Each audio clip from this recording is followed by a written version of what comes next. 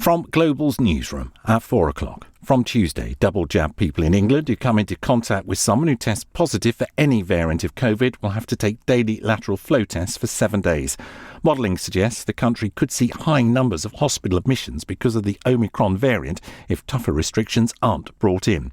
But Julian Tang, a consultant virologist, says that's not what appears to be happening. What I am seeing from South Africa is that even in that younger population, there are very few deaths, and those that are being hospitalised are actually the non-vaccinated. So we might be seeing a milder clinical phenotype with this virus than with previous variants. A cabinet minister has told Swarbrick on Sunday on LBC that the Prime Minister has done nothing wrong by chairing a quiz via Zoom last December. Labour leader Sir Keir Starmer says Boris Johnson has lost the authority to lead after pictures of the gathering during Tier 2 lockdown in England last year emerged in today's Sunday Mirror.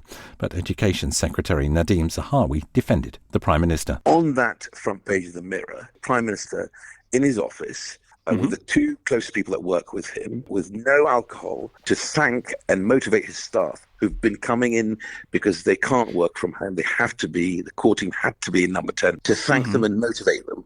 The number of emails I've had from constituents, as have other MPs, around parties and what people sort of perceive to be parties, I think they'll look at that and they'll make their own mind up.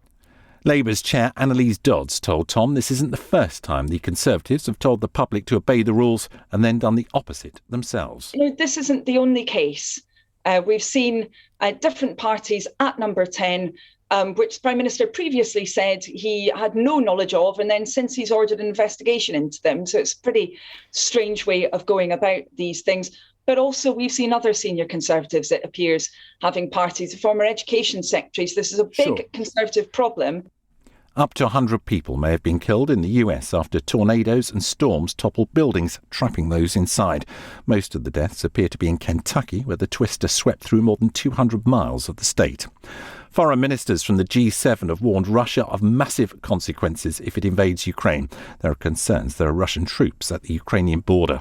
And the weather, light rain on high ground tonight, breezy over England and Wales, increasingly windy in Scotland and Northern Ireland, a low of 4. Then very windy in the north tomorrow, otherwise winds easing with blustery showers in Wales and Western England. They will move into the Midlands later on, a high of 13. From Global's newsroom, I'm Tim Humphrey.